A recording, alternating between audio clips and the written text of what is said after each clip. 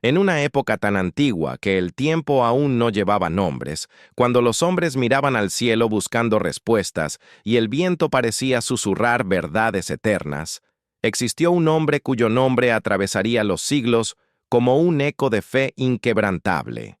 Su nombre era Job. Job vivía en la tierra de Uz, una región próspera, rodeada de campos fértiles y caminos recorridos por caravanas. Era un hombre respetado por todos, no por su poder, sino por su carácter. La Escritura lo describe con palabras que pocos hombres reciben: íntegro, recto, temeroso de Dios y apartado del mal. No era perfecto, pero su corazón estaba alineado con el Creador. Sus días transcurrían en abundancia. Tenía 7 hijos y 3 hijas, una familia numerosa y unida. Poseía grandes rebaños, siervos fieles y tierras extensas. Su casa era símbolo de estabilidad y bendición. Pero lo que más distinguía a Job no era lo que poseía, sino lo que hacía en secreto.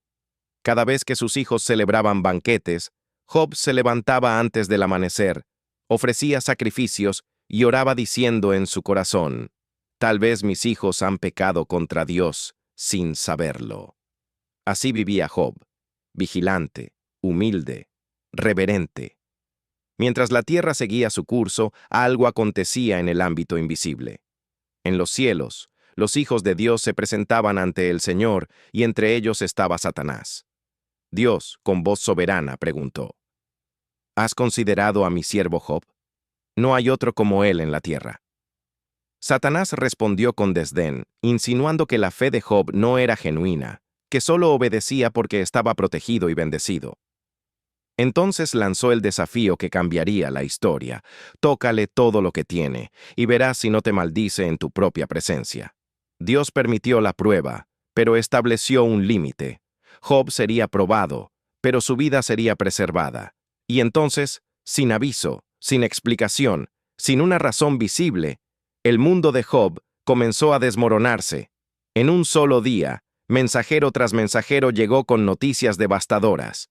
Sus bueyes fueron robados, sus siervos asesinados. Fuego cayó del cielo y consumió sus ovejas.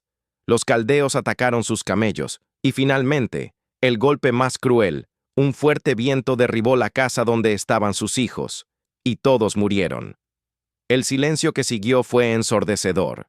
Job rasgó sus vestiduras, se postró en tierra, y pronunció palabras que estremecerían generaciones. «Desnudo salí del vientre de mi madre, y desnudo volveré. El Señor dio, el Señor quitó. Bendito sea el nombre del Señor». Pero la prueba no había terminado. Satanás regresó, acusando nuevamente: «Piel por piel. Toca su cuerpo y te maldecirá». Dios permitió una segunda prueba. Esta vez, el dolor se alojó en la carne de Job. Úlceras dolorosas cubrieron su cuerpo desde la cabeza hasta los pies. Se sentó sobre ceniza, raspando su piel con un pedazo de cerámica. Su esposa, rota por el dolor, le dijo: «¿Aún mantienes tu integridad? Maldice a Dios y muere». Pero Job respondió con firmeza y tristeza: ¿recibiremos el bien de Dios y no el mal? Días después llegaron sus amigos, Elifaz, Bildad y Zofar. Al verlo de lejos, no lo reconocieron. Lloraron, rasgaron sus mantos y se sentaron con él en silencio durante 7 días y 7 noches. Ninguno se atrevía a hablar, porque el dolor era demasiado grande. Cuando Job finalmente habló, no maldijo a Dios, maldijo el día en que nació. Su lamento fue profundo, humano, desgarrador. Deseó no haber existido, cuestionó el propósito del sufrimiento, clamó por respuestas. Y sus amigos, en lugar de consolarlo, comenzaron a acusarlo. Según ellos, Dios no castiga al justo. Si Job sufría, debía haber pecado. Pero Job sabía que su conciencia estaba limpia. El debate se extendió. Palabras duras fueron lanzadas. Job defendía su integridad, clamaba por un mediador, alguien que se interpusiera entre él y Dios, y en medio de su dolor declaró una de las afirmaciones más poderosas de la fe bíblica: «Yo sé que mi Redentor vive, y al final se levantará sobre el polvo. Entonces, cuando el silencio parecía absoluto, Dios habló, no con explicaciones humanas, no con justificaciones. Dios habló desde el torbellino. Preguntó a Job sobre la creación, sobre las estrellas, el mar, los animales, los misterios del universo. Le mostró la magnitud de su soberanía, y Job comprendió algo esencial. No todo necesita ser entendido para ser confiado. Con humildad, Job respondió, «De oídas te había oído, pero ahora mis ojos te ven. Me arrepiento en polvo y ceniza». Dios restauró a Job. Le devolvió el doble de lo que había perdido. Le dio nuevos hijos, larga vida y una historia que jamás sería olvidada. Porque Job nos enseña que la fe verdadera no depende de respuestas, sino de confianza. Que incluso cuando Dios guarda silencio, Él sigue siendo Dios. Y que a veces, el mayor milagro no es la restauración exterior, sino la transformación interior que ocurre cuando el alma decide no rendirse. El dolor de Job no era solo físico. Era un dolor que descendía lentamente hasta lo más profundo del alma, un peso invisible que oprimía el pecho incluso cuando el cuerpo estaba inmóvil. Las noches se volvieron interminables. El sueño huía de él como si también hubiese sido arrebatado. Cuando cerraba los ojos, no veía descanso, sino recuerdos.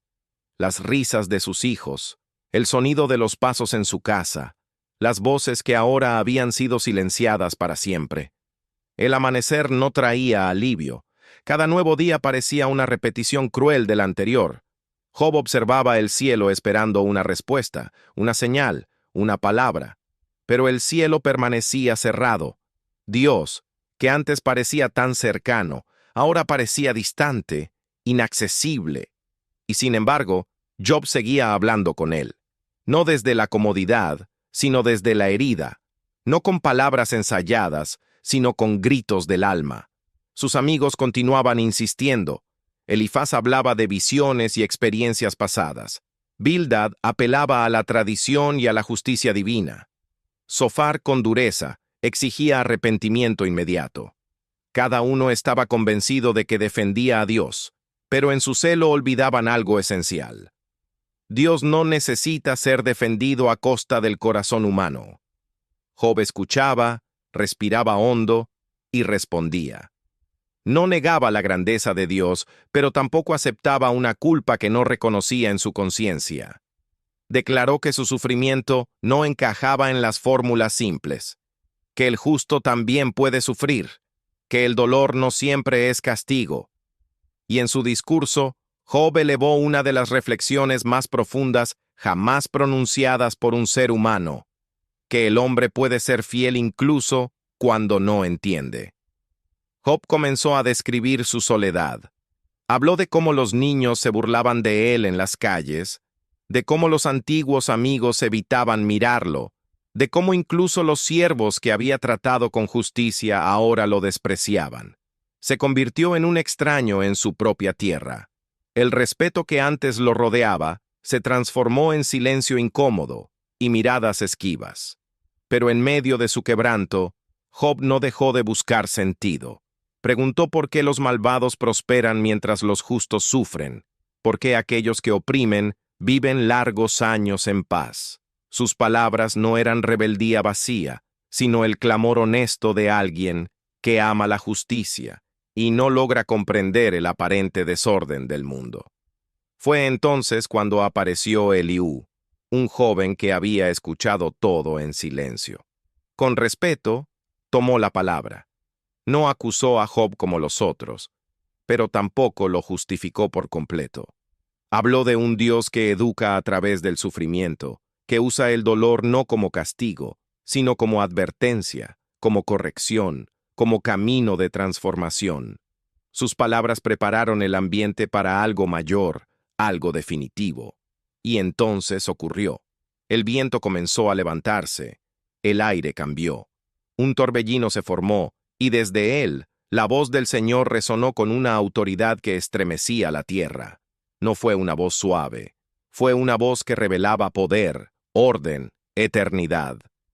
Dios no respondió a las preguntas de Job de la forma que Job esperaba. No explicó el porqué del sufrimiento. En lugar de eso, mostró quién era Él. Le habló de la creación del mundo, de los límites del mar, de la fuerza de los animales salvajes, del equilibrio perfecto del universo. Preguntó a Job si él había estado allí cuando todo fue formado. No para humillarlo, sino para recordarle que la sabiduría divina supera infinitamente la comprensión humana. Job quedó en silencio. Por primera vez, no tuvo palabras. No porque hubiese perdido la fe, sino porque finalmente entendió algo más profundo que cualquier respuesta. Dios seguía en control, incluso en el caos, incluso en el dolor, incluso en el silencio. Con lágrimas y humildad, Job reconoció su pequeñez. Admitió que había hablado de cosas que no comprendía completamente, y en ese momento, algo cambió dentro de él. No fue el fin del dolor inmediato, pero fue el inicio de la restauración interior. Dios reprendió a los amigos de Job por no haber hablado correctamente acerca de él. Les ordenó que ofrecieran sacrificios y que Job orara por ellos. Y Job, aún herido, aún marcado por la pérdida, intercedió por quienes lo habían juzgado. Ese acto selló su transformación definitiva. Entonces, el Señor restauró la fortuna de Job. Le devolvió el doble de todo lo que había perdido. Su vida fue prolongada, su familia renovada, su nombre honrado nuevamente. Pero más valioso que cualquier posesión fue el testimonio que dejó para todas las generaciones futuras. La historia de Job no es una historia sobre sufrimiento sin sentido. Es una historia sobre fe cuando las respuestas no llegan, sobre permanecer firme cuando todo se derrumba, sobre confiar en Dios incluso cuando Él guarda silencio, porque hay momentos en la vida en que Dios no explica, solo observa. Y en esos momentos, la fe verdadera se revela.